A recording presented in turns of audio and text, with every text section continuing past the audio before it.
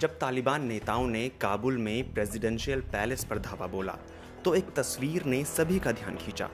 कहा जाता है कि इस तस्वीर में अहमद शाह अब्दाली दुर्रानी नजर आ रहे थे। यह वही अब्दाली हैं जिनके खिलाफ मराठा सेना ने पानीपत की तीसरी लड़ाई लड़ी। ये लड़ाई अफगान सेना के खिलाफ लड़ी गई थी। अहमद शाह अब्दाली को भारतीयों के लिए और विशेष रूप से मराठियों के लिए खलनायक माना जाता है। उन्हें अफगानिस्तान में बाबाए कौम यानी राष्ट्रपिता कहा जाता है। अहमद शाह अब्दाली कौन थे और वह अफगानिस्तान में नायक क्यों हैं? यह 1747 की घटना है।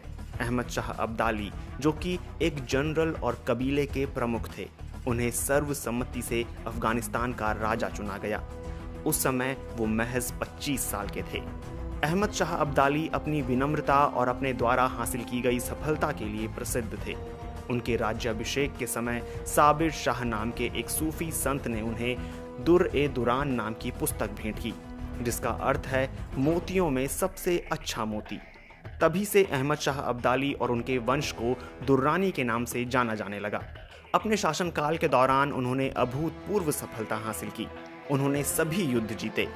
उनका विशाल साम्राज्य पश्चिम में ईरान से लेकर पूर्व में भारतीय सीमा तक, उत्तर में मध्य एशिया में अमू दरिया के तट से लेकर दक्षिण में हिंद महासागर तक फैला हुआ था। इतिहासकार इस साम्राज्य को दुर्रानी साम्राज्य कहते हैं, जो लगभग 20 लाख वर्ग किलोमीटर में फैला था। उन्होंने सभी अफगानों के बीच मौजूद दुश्मनी को दूर कर उन्हें एकजुट किया और अफगान राष्ट्र की नींव रखी।